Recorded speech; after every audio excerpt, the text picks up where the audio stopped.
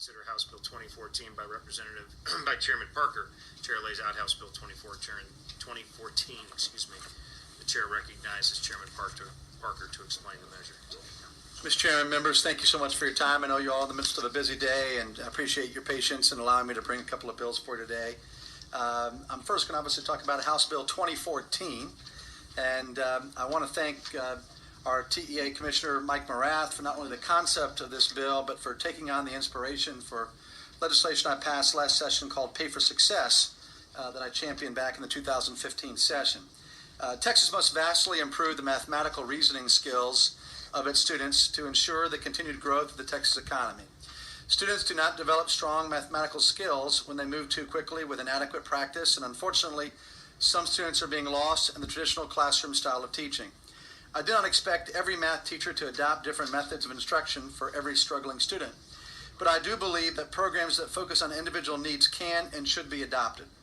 The implementation of math innovation zones and select public school and open enrollment charter school campuses across Texas has only brought more evidence to the table of just how effective, highly individualized, self-paced math lessons really are in improving a student's understanding of this complex subject. Unfortunately, few schools in Texas have been able to develop creative programs such as the Math Innovation Zones program due to the deterrence of startup costs. It is crucial that more school campuses across the state adopt programs that focus on ensuring that students are not only increasing their understanding of fundamental math, but retaining that knowledge as well. That is why I've authored this House Bill 2014. This legislation proposes that upon application of a K-8 school district or upon an open enrollment charter school, grants specified for the purpose of math innovation zones should be utilized to implement relevant programs within that school district. Grants shall be awarded at the discretion of the commissioner of the TEA. Schools, though exempt from the state accountability system for the first 2 years of program adoption, will be monitored by TEA to ensure that the district is implementing the program with fidelity.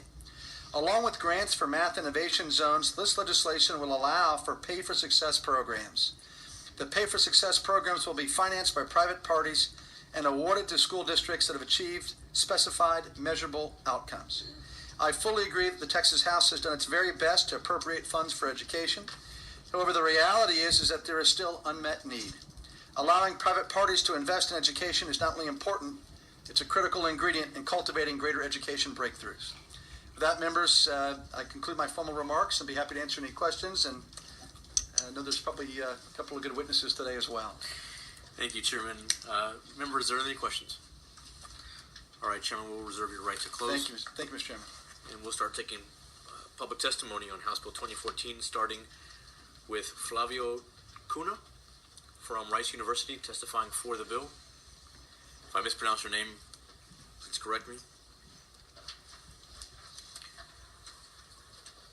Thank you, Chairman, and members of the committee for allowing me to testify in support of the bill.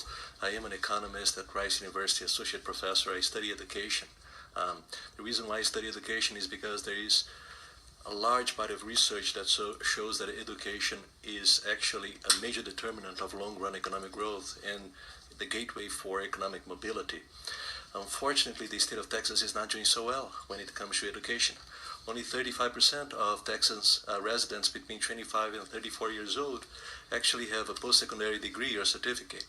We are really falling behind, both nationally and globally. So, for example, states like New York, Minnesota, and Illinois have that. The rate for them is 50%, and countries like Canada and South Korea, it's actually close to 60%. And if we need to, for us to increase the number of our youth that actually go to college, we not only need to send more of them to college, but we need to increase these skills and make sure that they have the necessary background to succeed while in college. In the past few years, my colleagues and I at Rice University have actually been studying how to use pay for performance to improve education policy in the state of Texas. This bill does exactly that. It allows TEA to actually identify new and promising teaching methods that can really increase the amount of mathematical knowledge that our children have, and it does so in a very interesting way and creative way, because it does shift the burden from public dollars to private investors. And private investors who will provide the initial funding for this initiative will only be paid back if independent evaluators can produce high-quality data that shows that these innovative new teaching methods actually achieve the goals that they're supposed to achieve. The bill does have a very specific and important component of it, which is the role of these independent evaluators. So because this is going to be the first time that such a bill will actually be implemented in the state of Texas, it's really very important that the Texas Education Agency identifies qualified individuals who can then provide high-quality data, unbiased data that will serve, that will ultimately determine whether the private investors will be paid back or not. So thank you for your time. Thank you very much. Members, any questions? Yes, Representative Bohack. I have a quick question for you. Could you state once again that metric you provided for the number of how Texas compares to the other states in terms of post-secondary degrees? Yeah, 35% of 25 to 34-year-old residents in Texas versus 50% in states like Minnesota, New York, and Illinois, and 60% in countries like Korea and Canada. Virtually all countries in most of the U.S. states have increased from 1970s to 2000s the rate of people that actually have a post-secondary degree. The state of Texas, that rate has actually gone down over the last by 1 percentage point in the last 30 years.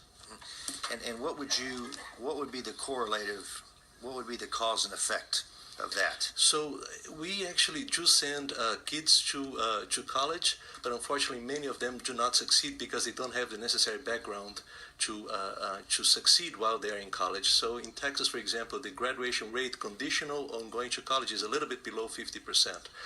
This is below other states in the nation as well. So this bill will help that because it will make sure that children will acquire the necessary skills to go to succeed in college.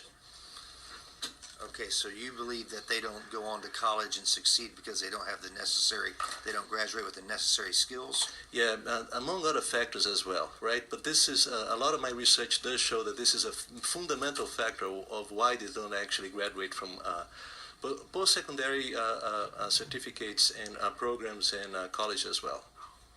Okay, thank you. Thank you, Mr. Chairman. Thank you very much. Next we have Michael Morath, Commissioner, TEA, testifying on the bill. Commissioner. Thank you, members. Mike Morath, Texas Education Agency. I'm simply here as a resource if there are questions related to the bill. The bill, as you know, sets up a concept where the agency will support districts iterating through a re-engineered mathematics classroom experience for students, which we believe will deliver substantially higher levels of achievement, both in math that year as well as leading to algebra readiness.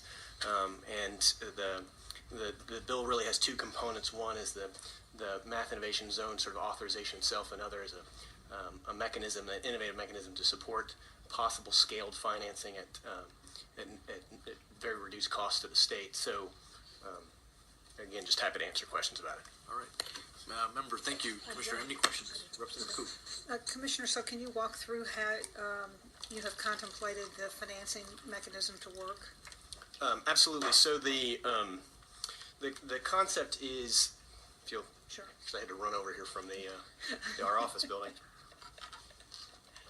The concept is basically what we would first go through is an RFQ process as an agency to ask for any and all blended learning systems providers to respond to an RFQ to be admitted into the sort of complement of choices that districts could offer under the Math Innovation Zones program. That in order to respond and be awarded entrance into the RFQ, you have to demonstrate two things.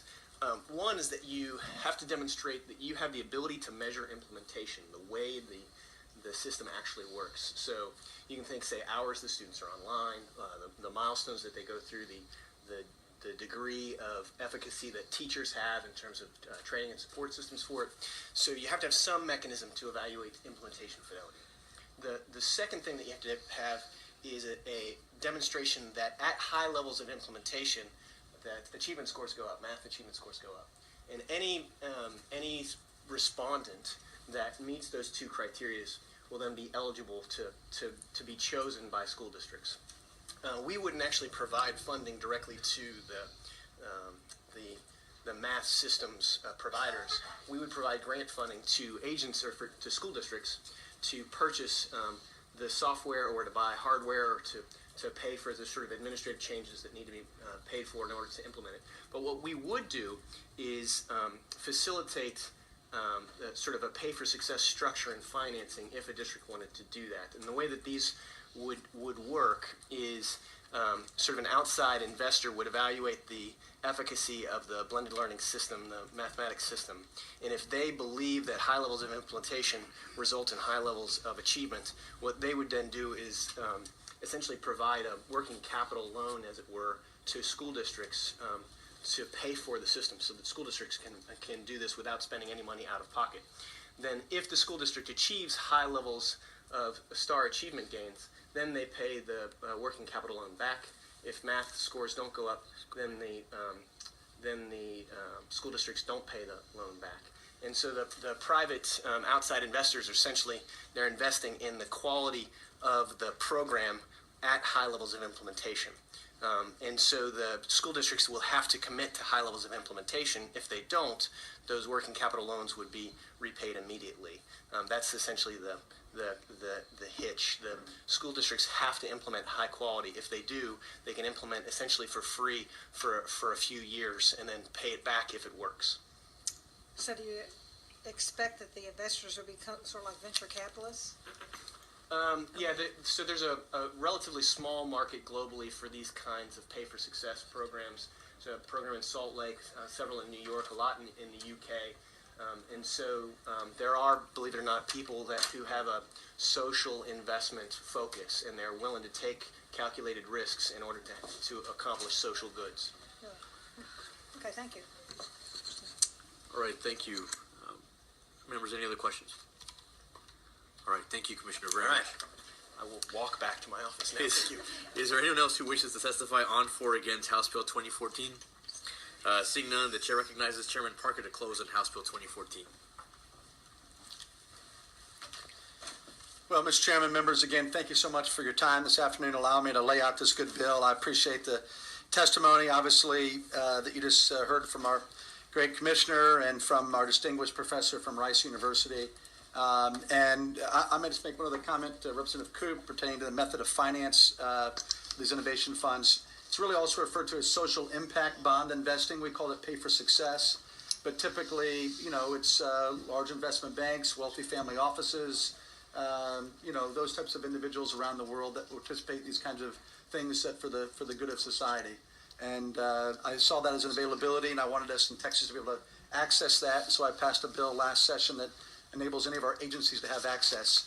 And so now, just to connect the dots, the commissioner now sees the opportunity to utilize it here with regard to improving mathematical education in Texas. Representative Koop. Chair. So it's sort of like a lot of these wealthy investors put their money into a foundation that in turn, invests in the community in some aspect similar to that. Yes, ma'am. In this case, they could get a return on their investment. Absolutely, get a modest return. But again, the beauty is that the school district's not paying unless Yes, results are totally achieved. Yes. Which is quite That's extraordinary. the most important part. Yeah, Yes. absolutely. The results. Very good. Great. Any other questions? All right.